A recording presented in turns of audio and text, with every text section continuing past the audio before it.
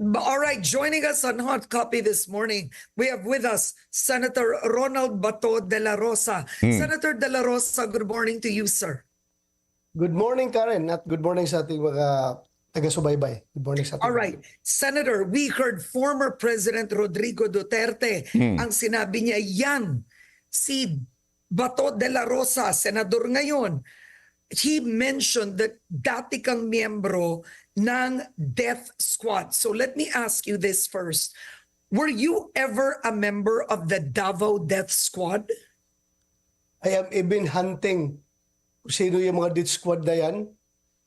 Matagal ko na hinahanap yan. Every time may mamatay dito sa Davao no, na sinasabing death squad ko nung bumaril, in live television, ay hinahamon ko sila. Kung magaling lang kayo pumatay ng walang kalaban-laban, andito ako. Gusto nyo ng barilan. Ako ang targetin nyo. Huwag yung mga tao na hindi makakalaban. Pero Naku, mahirap kalaban tong barilan. Hindi, walang biro. Kasi nakikita ko nag-shooting itong si Senator Bato. Matikas pa ho ito sa barilan. Hindi ho kasi lahat na may hawak ng baril marunong, hindi ho madaling umasintay ka nga. Pero ito si Senator Bato, ang galing ho nito. Kaya hinahamon daw niya, kung meron ba talagang DDS, patayan tayo kung gusto niya. Hindi, barilan pala, hindi pa patayan. Pero Senator, I think it's important to set the record straight, no? Here's President Duterte mouthing off what there was a Davao Death Squad. Siya nagsabi nun. Sinabi niya mga mayayaman daw na mga civilian sa Davao. Number 3, yung mga dating commander ng police, yung mga hepe sa Davao, naging commander ng Death Squad. So. Binanggit ka niya doon. So let's set the record straight. Based on Duterte's testimony of the existence of a Davao Death Squad, were you ever a member of the Davao Death Squad? No. No, never. Nada. Alam mo naman, Karen, na kasi kinakapitalize lang nyo doon sa statement na yun eh. Hindi ba nyo nakita later on na binabawi niya, na lumalabas na nagbibiro lang siya? Dapat the whole context of the statement should be taken, hindi yung yun lang ang sinabi niya. Very clear naman sinabi niya na bandang dulo. Walang kuha niya mga pulis. Ako yan. All right. So Ito kasi napaka-importante kasi marami nagsasabi, nakikita ko at napapanood ko, inoobserba ko sa mga social media, especially yung mga bumabatikos kay Pangulong Duterte. Bakit daw pabago-bago yung sinasabi niya doon sa Senate hearing? Una sa lahat, talaga pong pabago-bago kasi nga po nilalaro niya si Ontiveros. Halatang-halatang pinapainan si Ontiveros. At the same time po, kasi etong sinasabi niya, simpleng-simple, lagi niyang kinukonclude. Huwag niyo nang idamay ang ibang pulis. Ako na lang ang idemanda ninyo. Kaya nga siya nagbibitaw ng mga salitang would incriminate him. Sinasabi niya na, ako na demanda niyo, idemanda niyo na ako. Kasi everything that is happening right now sa Quadcom, sa Senate hearing, nagiging joke na lang. Kasi in reality, there is nothing na ginagawa silang batas on this particular issue. Yung AJK, yung war on drugs, wala naman po eh. They are trying to investigate PRRD, which is not their job.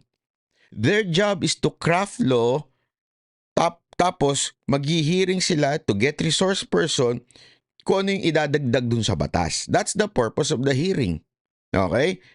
At kung aalamin kung yung mga batas ba ay napapatupad, kasama rin po yun. Okay? Pero in this particular, halatang-halatang it's all about politics. Kaya nga sinasabi niya, eto na, nagsasalita na ako ha, inaamin ko na sa inyo, kasuhan nyo na ako. Diba? Yun na ho yung sinasabi niya, kasuhan nyo na ako. Wag na tayong paikot-ikot dito dahil this hearing is nonsense. Go directly. Kaya nga nagtataka daw siya, bakit hanggang ngayon DOJ hindi pa siya kinakasuhan eh. Alam niyo kung bakit? Matapang si Pangulong Duterte because yung accusation na yan is just rooted from the motive ng politika. Hindi ho siya nanggagaling sa tunay na facts. O yung ibig sabihin na natin ay yung may ebidensya ba na si Duterte talaga mismo ang pumatay? Di ba ho? Kasi ako, halimbawa lamang po, kung ako bilang tao, sabihin ko, ako po ang pumatay kay Jose Rizal. Di ba? Hindi ho ibig sabihin makukulong na kaagad ako pag sinabi ko yun. You have, kunwari, kung sino man, which is at this particular, is yung kalaban mo dito, yung Estado. Kailangan patunayan ng Estado na ako ang pumatay kay Jose Rizal. Di ba? Hindi pa pwedeng, okay. Inamin mo na, so, dito nga, sa parte ako, bakit ko kayang sabihin yun? Kasi nga, hindi naman ako nabuhay noong panahon ni Rizal. Pinanganak na ako 1990. 90 talaga. Hindi, di ba ho? So, ano ho ibig sabihin? Ganun din. Sinasabi niyang ako ay marami akong pinapatay na kriminal. Okay? Hindi mo ka naman pwedeng pumunta sa korte. Sabihin mo sa korte, Judge, si Rodrigo Roa Duterte pinapatay lahat ng kriminal. Hindi pwedeng ganun. Dapat tatanong, kailangan naka-specify sinong kriminal yun. Di ba? Kasi ganun ang ginagawa ng mga taong bumabatikos kay Pangulong Duterte. Na mamamatay tao siya. O na mga tao. Dinamay pa mga baby. Dinamay pa mga ganito. Sandali. Bakit siya? Ang crime, personal yun. Hindi pa pwede. Hindi pangkalahatan. Pinatay mo lahat sila. Diba? Kailangan meron kang paano mo pinatay? Kailan mo pinatay? Anong weapon na ginamit mo para mapatay siya? Hindi pa pwede yung, hindi, basta pinapatay mo silang lahat. Hindi pwedeng ganun.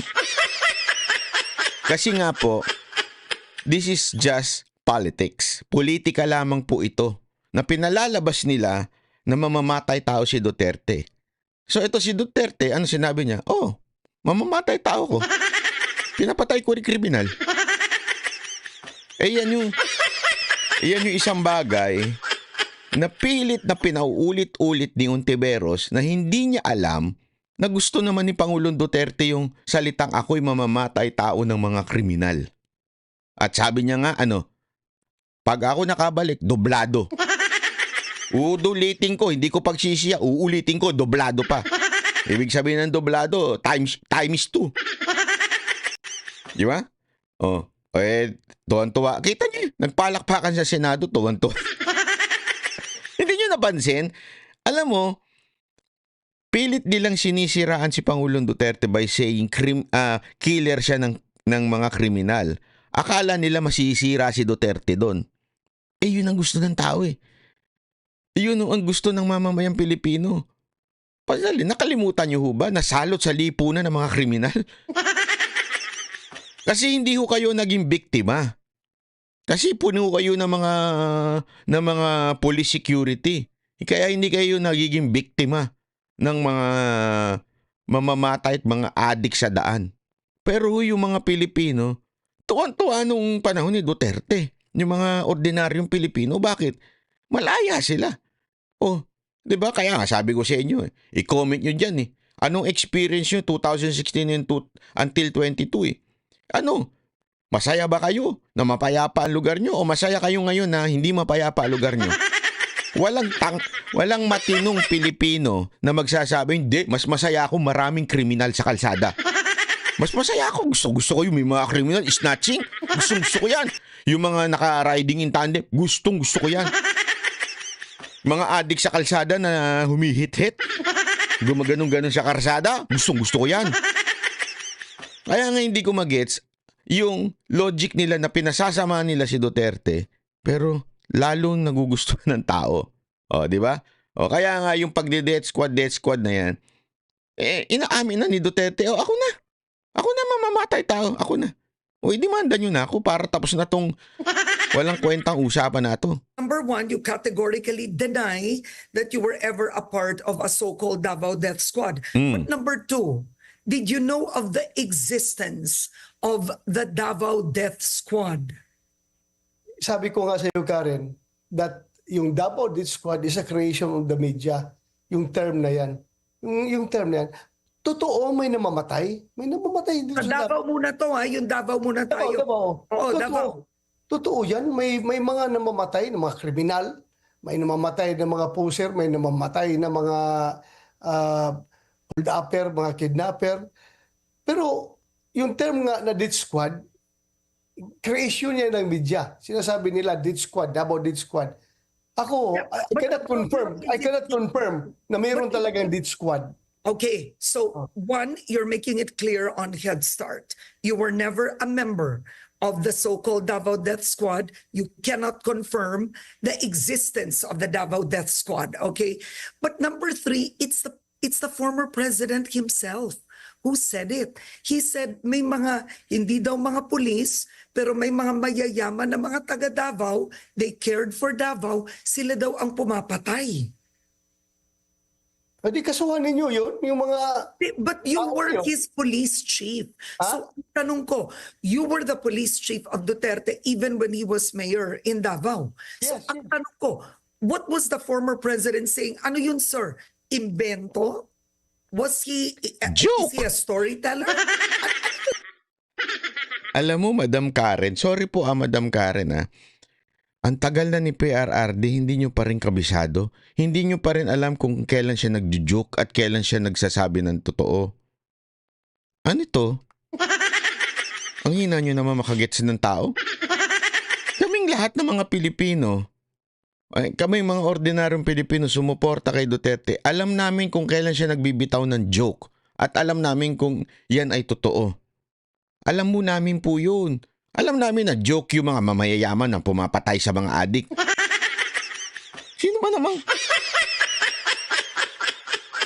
Sino ba namang siraulong mayaman na siya mismo ang papatay sa adik? Pwedeng utusan, mag-utos siya ng iba. Pero at wala naman siyang interest. Kontakin mo mayaman ka. Anong trip mo? Rolex? Ferrari? Porsche? O babae? Ang trip ko, pumatay ng adik. Madam Karen naman, don't you think that is pretty obvious na joke yun? Di ba ho?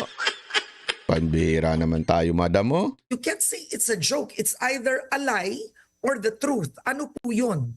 Ay, para bang hindi niyo kilala si President Duterte na magaling niya gumamit ng mga words.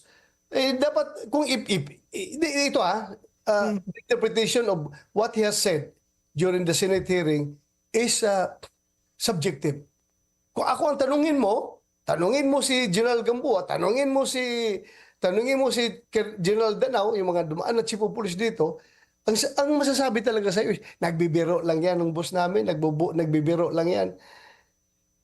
Kung kayo, tingin ninyo na may meat yung sinasabi niya na talagang merong death squad din. Sabi nga niya kasuhan niyo ako. If you have the evidence, kasuhan niyo ako. Inamin naman niya na lahat ng mga whatever hindi from Davao, mag-elevate tayo sa national level, whatever the police, whatever the drug war succeeds to do or failed to do, ay sa kanya yun. Siya ang may legal responsibility doon. Yeah. Well, actually, kaya sabi niya, inahamon niya ang mga complainant na mag-file kayo ng kaso sa akin. Kasuhan niya ako. No, we're gonna get there. We're gonna get there, Senator. But Yes. it's to first analyze because it's very difficult for the public to sinasabi ng mga kakampi ni Duterte, nagbibiro yan. Ganyan lang siya. He uses words. Very difficult daw.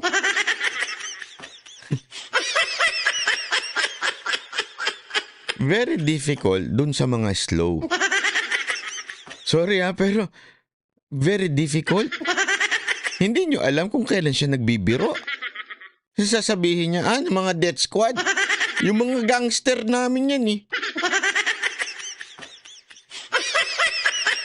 Sorry, pasensya na Madam Karen only those na walang common sense or utak ang magsasabing totoo na merong death squad si Duterte. Sinong gunggong ang aamin na meron akong mga gangster na inutusan para patayin yung mga adik? Madam, hindi pa pwedeng it's truth or lies. Magkaiba ho yun. Hindi ko pwede. Alam naman sabihin ko sa iyo, madam, halimbawa lang, sabihin ko sa iyo, si Banat Bay, sobrang gwapo. Pwede mo ba sabihin kagad, it's truth or lies? Hindi pa pwedeng nagjo-joke lang? Mali, di ba? Depende kung ano ang pag-unawa ninyo. Pero ako alam ko joke yun. Di ba? Pero naintindihan mo ba? Madam, walang ganun. Wala. Ewan ko kung sinong yung komunidad mo na nagsasabing, sandali, joke ba yan o hindi? Obvious naman na joke eh. But may punto si Senate President Francis Escudero. He was under oath, right? When you read a transcript, di mo naman malagay doon, nagbibiro, tumatawa, walang ganun. It's not that way. At in the end, he admitted to a Davao Death Squad under oath. Kaya that he nga, kaya nga, if he admitted, and you think that is enough evidence for him to be charged in court, then by all means, you have to do it. They have to do it. Kung sinong dapat gumawa yan. Yun, gawin nyo na kasi. Hinahamon na nga kayo, gawin ninyo na. Ako kasi, alam mo, tinanong ko yan eh. Tinanong ko sa mga abogado yan eh. Tinanong ko, sabi ko, di ba incriminating yung sinabi ni PRRD? Tapos, hindi ba siya natatakot na, syempre, ang DOJ hawak ng mga nasa executive ng Pangulo yan eh, which is opposition si Pangulong Duterte, di ba? Hindi ba siya natatakot? Alam mo, ang mga abogado tsaka mga piskal, they could be biased in a way. Some, not all. But in a certain extent. Okay? Pag alam nilang na sobrang malabo naman yan, malabong lutuin yan, malabong, alam mo yun, malabong umandar yan. Ibig sabihin, yung mag-prosper yung case na yan, kahit sila ay hawak ng gobyerno, they will not do it. Kasi tandaan natin, yung piskal, may RTC. Baka RTC pala, masuplak na po sila. Diba? Kasi not all judges, sabi nga hindi sila beholden sa executive branch o yung presidente. Okay? Unless they want more promotion, diba? May mga ganon. Pero hindi naman po sila matatanggal bilang judge eh. Hindi ho sila matatanggal basta-basta ng judge. So kung yung mga yan ay patas pa rin po yan magpatupad. More or less. Lalong-lalo na sa CA, lalong-lalo na sa Supreme Court. Ang Supreme Court talagang mahirap yan kontrolin. Hindi mo makokontrol yan. Kasi kaya nga ho sila Supreme Court eh. Everything that happens in finality manggaling sa Supreme Court. So, mahihirapan po talaga doon. So, doon pa lang, yung mga piskal na nasa baba, medyo pag alam nilang tayo, nakatarantaduhan naman to. I mean, katarantaduhan tong kaso nito. Kami naman na masasabon kung sakaling isabihin namin na may probable cause ito. Paano mo sasabihin may probable cause wala ngang biktima? Alam mo yun, sino biktima mo ilalagay mo dyan? Oh, yung kay Kian, alam ko may nakonvict na, so ililipat mo yung kaso kay Duterte. You understand what I mean? Imposible ika nga. Ibig sabihin, hindi naman po yan. Kaya nga sinasabi ni Pangulong Duterte, kasuhan nyo na ako para tama na yung tatawagin pa siya sa Congress na alam namang moro-moro, tatawagin pa siya sa Senate na alam naman nating wala rin pinatutunguhan. Diretso nyo na. Ang dami yung dakdak eh. Diretso nyo na yung kaso. Kasi doon, yun, may laban na ang si Pangulong Duterte, yung kanyang legal team. Ano ibig sabihin nun? They can cross-examine the witnesses. Di ba? Kahit siya, pwede siyang i-cross-examine. No? O, di ba? Kaya nga, ibig sabihin, doon ang tunay na laban. Diyan, politika na lang yan. O, politika, di ba? Pinalalabas ni Ontiveros, malinis siya. Pinalalabas ni Duterte, mamamatay tao siya sa mga kriminal. Since it's politics na, sa tingin ninyo, sino ang mas nagustuhan ng tao? Hindi, tanungin ko kayo mga kababayan. Hindi lang po, sana i-share nyo ito sa mga kaibigan ninyo. Tanungin nyo yung mga kaibigan ninyo. Okay? Ano ang mas gusto ng tao? Yung presidenteng mamamatay tao?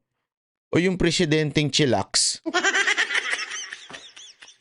O yung, kasi ito Kasi kung, eto isipin nyo, tandaan ninyo, may pangarap to si Ontiveros ha. May in the future, may pangarap to na maging talagang pinuno ng oposisyon. May pangarap to. Anong gusto ninyong klase ng pamumuno? Yung kay Duterte? Na mapayapa tayo? Maayos ang pakiramdam natin? O dito kay Ontiveros? Na kinakalinga ang mga... No comment, tuloy. Yun lang. Okay. Huwag natin gagawan pa ng pagbabanggain pa natin yung point of view ng mga dumaan na tao under sa kanya na iba yung pagtingin at saka yung people in general na sinasabi mo na hanggang ngayon after 6 years of President Duterte's term of office, after 6 years of being a president of these Philippines, hindi pa rin nila maintindihan yung ugali ng tao. So, huwag na natin pabanggain yun. So, Your point, we have our point. If you have the goods, then sinabi na nga niya, File a case. ko na kaso. Oo. Yeah. You're right, file a case. But Yes. I'm curious, when the president said, yan si Bato, commander yan ng Davao Death Squad, what was your reaction? You were sitting there, Maawa ako. shocked? What Maawa. were... Alam ko naman yung tao na magaling yan gumamit ng words, magaling magbiro. Kaya dyan na tayo nagka-class ngayon ng ating interpretation. Dahil sa tagal kong kilala yung tao na yan, magaling yan magbiro, magaling yan na mangintriga. Kaya nga niyang pag-intrigahin yung dalawang criminal groups para magpapatayan. Sila maggira-gira dyan dahil magaling mag-intriga yan, masasaywar. Yan ang sinasabi ni Pangulong Duterte na wala kang alam, sabi niya kay Ontiveros. Hindi ka kasi humawak ng lugar. Pag mayor ka kasi, ako talaga, I'm fully convinced na dapat ang mga pangulo naging mayor para talagang hands-on sa ilalim. Alam nila kung papaano ang galawan sa bawat syudad. Importante po yun. So dapat talagang naging mayor ang isang presidente. Kasi yan yung yan ang parang presidente ng lugar nila. 'Di ba? Nung city nila. Importante yan. Si Pangulong Duterte, sinasabi nga ni Bato dito, magaling siya sa iwar yan. Ibig sabihin po, yung mga kriminal, 'di ba? Para mag-ubusan, ika nga, mag-ubusan na lang sila kesa sa magpatayan pa with the police, yung police baka mapatay pa, maunahan, sila na, iintrigahin niya ngayon. Ganyan daw kagaling si PRRD. Alam niya ho yan kasi matagal na naging chief of police ito ng Davao at matagal na kaibigan ito ni Pangulong Duterte. Di ba po? Galing sa saywar. Kaya, yung sinabi niya, natatawa talaga ako. Dahil how come yung chief of police magiging commander ng death squad? Paano No, nangyari yun? Okay, At now let's talk. ako Karen, ito lang, honest lang ko siya, magsabi ko sa iyo, never ako naging membro or naging leader ng death squad. And I just took the words of the former president very lightly. Tinatawanan ko pa nga dahil alam ko nagbibiro siya. Okay, so para sa iyo, biro yun. Now let's go to this, okay? So, Attorney Shell Diokno had a powerful presentation in the Senate where he brought out, and I hope we show this, we'll talk about this in detail, the PNP command memo, that's the CMC, PNP CMC 16 dated 2016, and it was a circular that you signed. And this circular had two things that were quite different. Number one, this command circular used the word mag-neutralize at mag-negate ng suspected illegal drug personality. Ito. Dito na siya mayayari kay Bato. Number two, ang utos ay gamitin ang drug list bilang basihan, right? To pursue suspected drug users. Okay, so why did you sign the PNP command circular with the words neutralize and negate when that doesn't exist in police training? Dumaan ka ba ng police training? At Definitely not. I agree with you. Definitely not. Definitely not. But Definitely not pala eh. Hindi pala eh. Bakit mo sinasabing this neutralize is not part of the police. Ito yung part na sabi ko, ganito talaga ang personality ni Karen Davila, nagmamarunong. How can you say that? I mean, in live television, how can you say na hindi naman parte yan ng pinag-aralan ninyong mga pulis yung neutralize. Kaya tama yung sagot ni Bato dito nagpulis ka ba? Sino ka para sabihin hindi parte ito ng pulis? Halimbawa, ako, magmamagaling ako, halimbawa, gusto ko lang magmagaling. Alam niyo mga kababayan, hindi naman parte ng lengguwahe sa ating batas at ng mga abogado natin ang salitang jurisprudence. Wala yun dun Siguro mapapaganon yung mga abogado. Sandali, lawyer ka ba? Abogado ka? Ha? Dito sinasabi niya, wala naman yan sa vocabulary ng mga pulis. Kailan ka pa nagpulis? Nag-training ka? Tingnan mo sabay kabig siya dito Dito ako tawan-tawang sobra. Sobrang tawan-tawa ako dito. Kahapon habang nag-tetren ako. Ito walang biro ito, hindi to joke alam niyo naman dito sa Japan, di ba? Dito sa Japan talagang tahimik. Nasa Japan po kasi ako So tahimik dito sa tren Bawal po dito yung maingay. Alam mo yon, hindi pwede nag-uusap sa telepono. Lahat ng mga tao dito parang mga single lang na walang magmamahal sa buhay. Hindi. Yung nakaganyan. Ganun lang. Naglalaro. Hindi, minsan madalas sila naglalaro Kahit matatanda naglalaro Sa atin hindi, iba. Nagsusugal. Dito naglalaro. Ganyan-ganyan sila, di ba? Tapos ako, habang, ang tagal din Habang nagtetren ako, papanood ako. Tapos yung pinanonood ko ito, bigla ako natawa. Natawa talaga ako. Nalaglag ako sa upuan ko Gumanon ako, sabi ko, anak to kasi, ano ba ka rin? Kailan ka naging parte ng pulis? Pakinggan natin nyo ulit. In the PNP command circular with the words neutralize and negate when that doesn't exist in police training. Dumaan ka ba ng police training? At Definitely not. I agree with you. Definitely not. I agree with you. Ikaw talaga. Ang gulo-golo mo naman talaga. Karen, dahil lang gulo-golo mo, ha?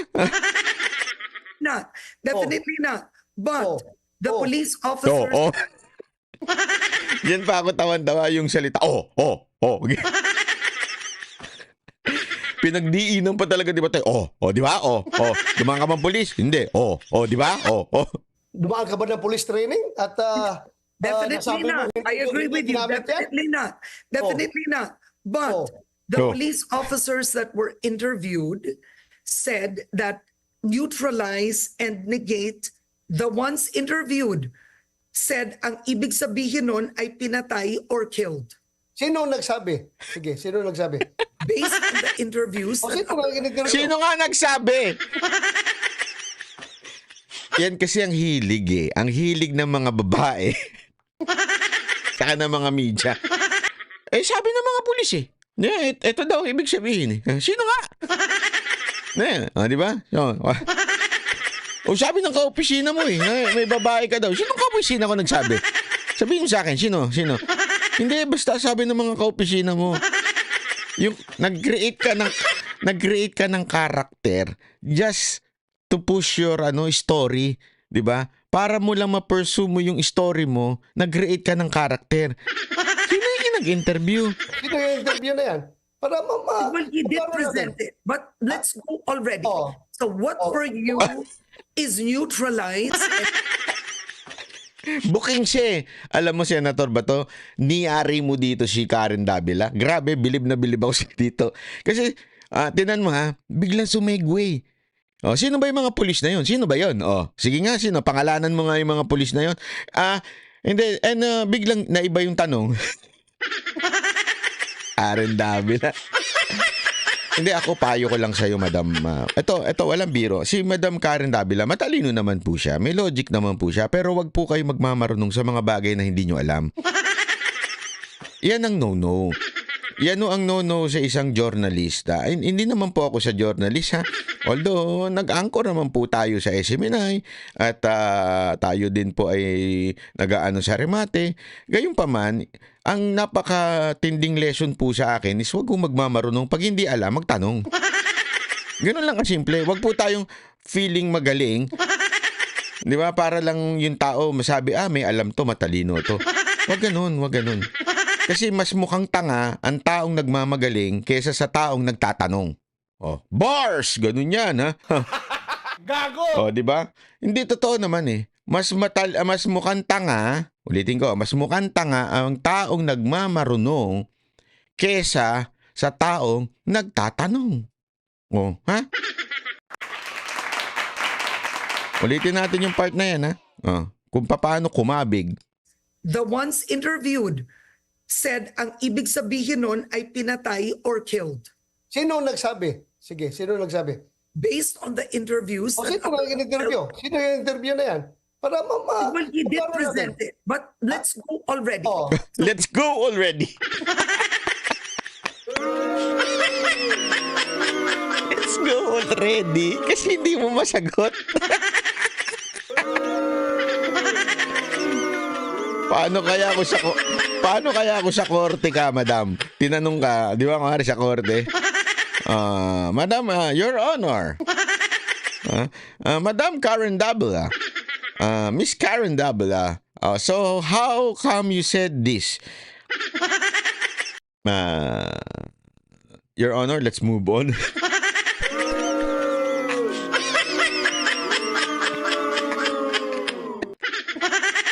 Let's move on. Sorry naman. Hindi, pero at least nakakuha ako ng tip. Pagka may kaaway ka, may ka-argument ka, yun lang sasabihin mo, let's move on. What for you is neutralize and negate? una, klaruhin ko may police na interview na nagsabi, sino yon? Alam ko si General Lasso, yung PDEA, nagsabi doon sa House of Representatives sa Quadcom. Mas alam pa ni Bato. Ngayon, dito naman sa Senado, in-interview yung ilang chief PNP na present doon at dating mga chief of police ng Davao City, tinanong anong meaning ng neutralize. Magkaiba yung kanilang definition. Ano bang ibig sabihin para sa inyo nung pinirmahan nyo ang circular na yan? Kasi it's your signature on the circular. Yes, What Karen. did it mean to you? What did it mean?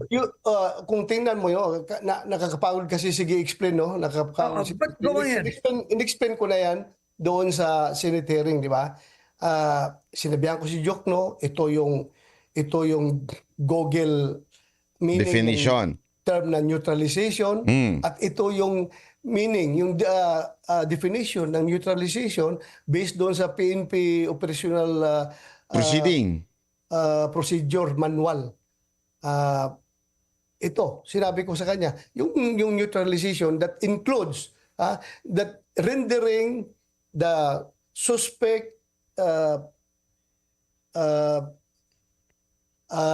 unable to commit further crimes by conducting operations against him or pasurinderin mo siya, hulihin mo, kasuhan mo, ikulong mo para hindi na makapag-commit ng further crimes. At kung lumaban and your life is under threat, talagang may mamamatay dyan. It's either you or yung suspect. So kung mamatay, kasama na yan doon sa term na neutralization.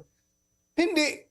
Kasi ang gusto kasing palabasin ni Jok, no, na yung term na neutralization to suit their narrative. Alam mo na kung anong narrative na gusto na. Puro patay, patay, patay, patay. Gusto na pag sinabing neutralize, patay ka agad. To suit their narratives. But my God, why are you, Mr. Jokno, you are from outside of the PNP. Why do we let you, hayaan namin kayo mag-interpret sa term na ginagamit namin, na kami naman dito within the PNP ang gumagamit ng term na yan. At Karen, kung ang... Yan ang napaka-importante po kasi. Alam nyo mga kababayan, people are trying to interpret things in life according to what they know and their character and their background. Hindi nila tinatanong doon sa ano ba ang karakter, background, o kaya meaning mismo nung taong nagsabi. Napaka-importante yan kasi nga a text without a context is a pretext. Ibig sabihin nun, kailangan naging contextualize. When you trying to understand a person, especially his speech or his command, or in this particular na usapan, yung kanyang memorandum o yung kanyang pinirmahan, you ask that person, ano ba ibig mong sabihin nito? Hindi yung magko-conclude ka according to what you mean or according to what other means. Di ba? Ibig sabihin po, kung yung ibang tao sinabi, eto kasi ibig sabihin ng neutralize. Sandali, sila ba ang sumulat? Kaya nga di ba ho, napaka-importante ho. Eto, payo lang din ho. Pag nagbabasa ko kayo ng Biblia, di ba? It is important that you know it is God's inspired or breathed, ika nga, ang Biblia. At the same time, you have to know the context of the author of every book. Halimbawa, sino sumulat nito? Ano background niya? Bakit may pinagkaiba yung Matthew, Luke, Mark? Diba? Bakit may pinagkaiba po yun? Kasi iba-iba ho ang personality ng mga taong nagsulat, although the same instances yung sinusulat nila. Yung iba, bakit may parang may dagdag? Is it ibig bang sabihin nun? Iba-iba siya. Hindi. Kasi marami ang naka-witness nung pangyayari na yon. So, depende kung sino yung nagsulat kung bakit nag-iiba. Okay? Ano ang kanyang pananaw sa buhay, background sa buhay, kaya niya sinulat na ito. Hindi katulad ni ganito, si Mark, iba sinulat. Diba? Ganun din po, pagdating sa pag-i-interpret ng batas. Ano yun? Kaya nga meron tayong tinatawag na spirit of law. Ibig sabihin, yung mismong puso ng batas. Ano ba yung intensyon ng batas? Kailangan, importante ho yun para umintindi ka. So pag ang tao nagsasalita, meron tayong tinatawag na read between the lines. Or, di ba, alam mo yun, bakit yung ibig sabihin nun? Kasi nga, kailangan mong malaman, doon, sino ba itong tao nagsabi? Ibig bang sabihin niya ganito talaga? You have to know the background. O this particular instance, sino ba ang sumulat niyan? Sino ba ang pumirma? Sino nag-command? Si Bato. So dapat si Bato ang magpaliwanag. Eto na nga pinapaliwanag niya. Yung iba kasi, tulad ni Jokno, kinongclude na kaagad. Neutralize, patay. Kaya nga ang ganda ng sinabi ni Bato dito. Tingnan niyo yung sagot ni Bato dito. Kung patay, sabi niya. Ang ibig sabihin ng neutralize, ba't di ko na lang nilagay patay?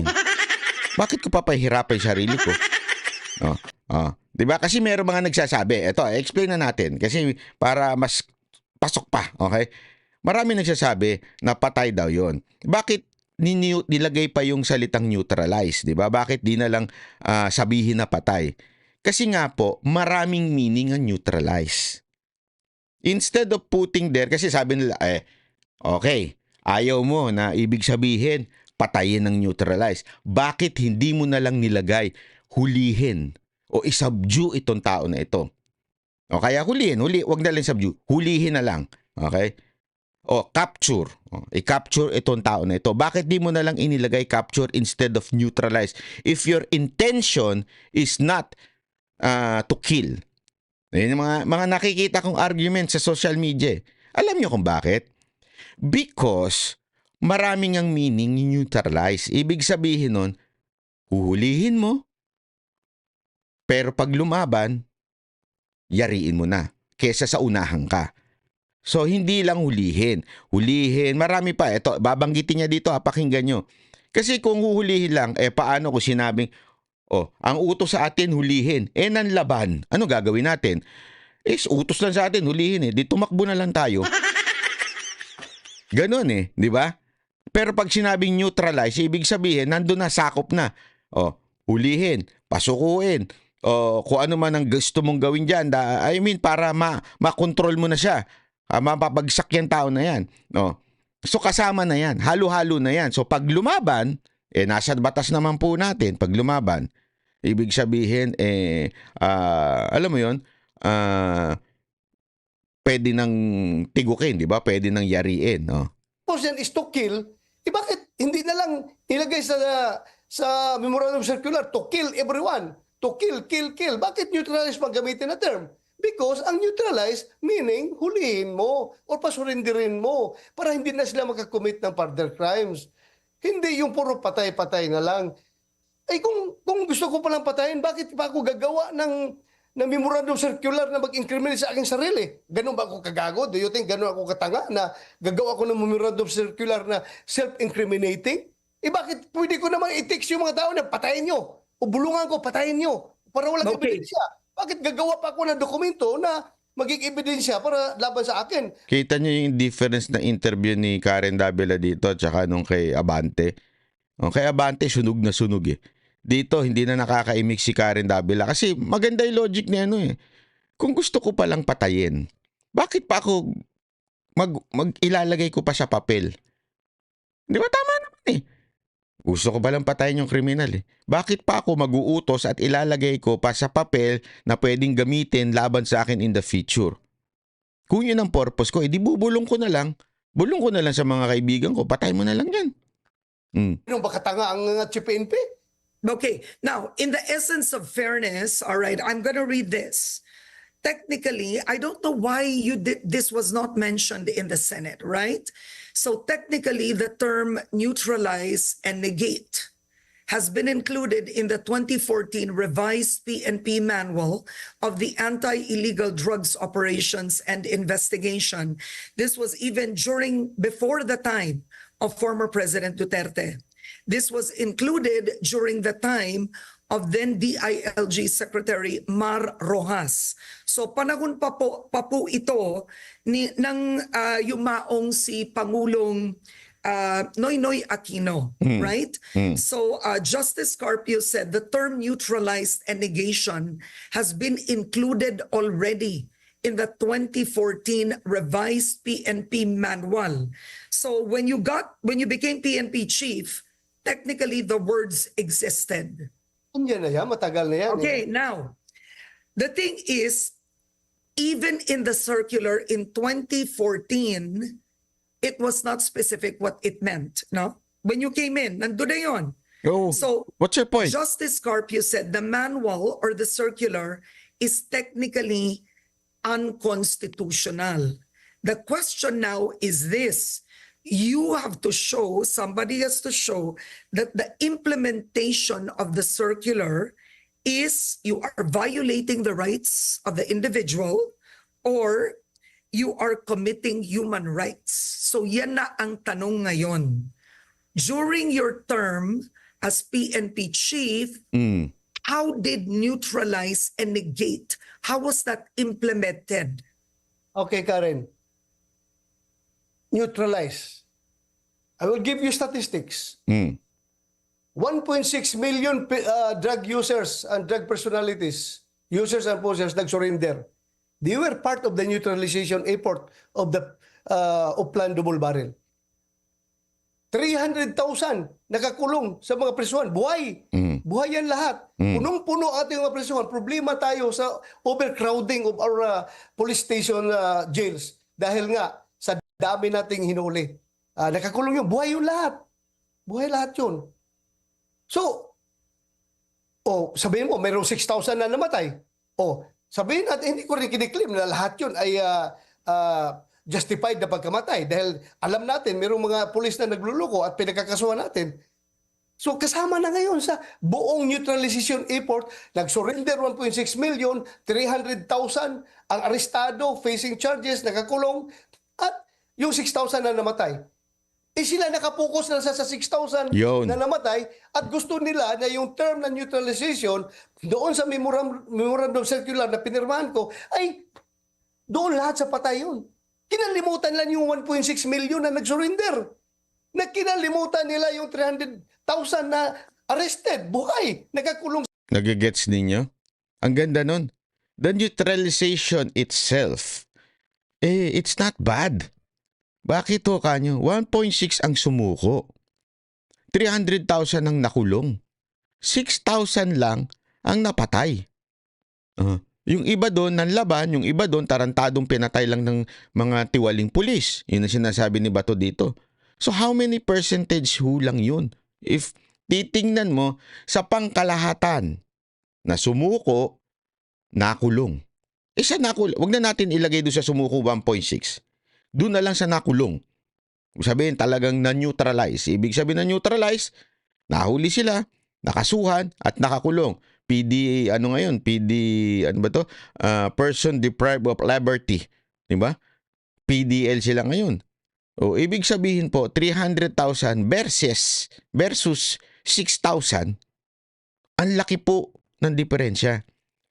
But, ito ang sinasabi ni Bato, nakapokus kayo dun sa 6,000, then you would define it as death already. You understand? Halimbawa, papasok natin sa mathematics. Neutralize is equals to 306,000 na, kasi 300 plus 6,000, 306,000 na nakulong at napatay.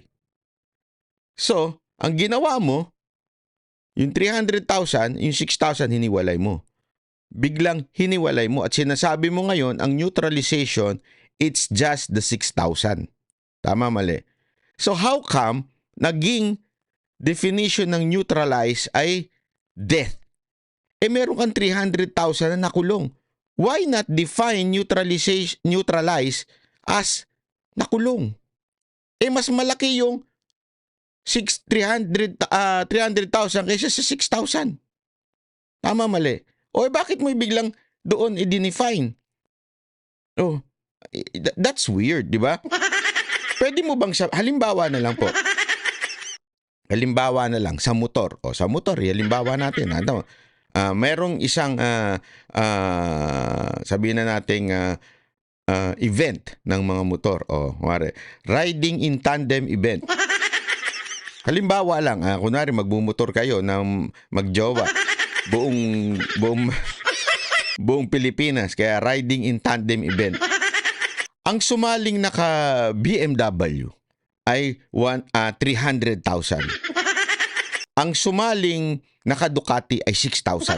Halimbawa lang, hindi ko pinagko-compare ang dalawa. Pwede mo bang sabihin na yung riding in tandem event is para lang sa mga Ducati? Hindi pa pwede. Bakit kanyo? Una-una, mas mukha ngang doon sa mga BMW yung riding in tandem event Di ba? Bakit? Mas marami sila you understand? Ngayon, sinasabi yung salitang neutralize, mas marami ang nakulong, sumuko, milyon yung sumuko 300,000 na nakulong. Tapos, etong si Karen Davila, 6,000 lang yung napatay. And yet, you define neutralization as pumatay? You see the logic? How come? Diba? How come? Na naging ganun ang imahe ng neutralize, ang dami-dami pang ibang nangyari. So on. Because they want everything to suit to their narrative Yun. na the drug war is very bad. Yun lang yun. Tama si Bato dun. Gusto kasi nilang palabasin ng war on drugs na masama. Period. Hindi nila tinitingnan yung real numbers. Very bad. Tanungin natin yung 1.6 million na nag-surrender. Kung kumusta na ang buhay nila ngayon, marami nagpapasalamat. Oy. Maglalakad ako sa kalsada. Daming former addict, mga tricycle driver, lalapit sa akin, Sir, salamat sa inyong tukhang. Kung wala yung tukhang, wala na ako ngayon. Patay na ako siguro dahil overdose ako sa droga. Ngayon, sir, mataba na ako, healthy na ako dahil huminto na ako sa droga. Reform Alright. na. Okay, so you make a fair argument there. Ang tanong ko ngayon is this. Former President Duterte in the Senate said, okay, is he even encouraged police officers, alam nyo, pilitin yung manlaban. Yan na. Pilitin yung lumaban. Right? Sinabi niya yon. Tama? Sinabi niya yon, Senator.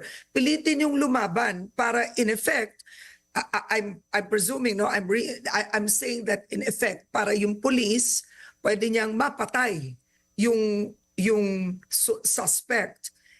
And Attorney Sheldiok, I mean, when you go through really the role of the police officer, is that the role of the police officer. Was that right? In effect, Duterte meant provoke it. Provoke them na manglaban para mapatay nyo.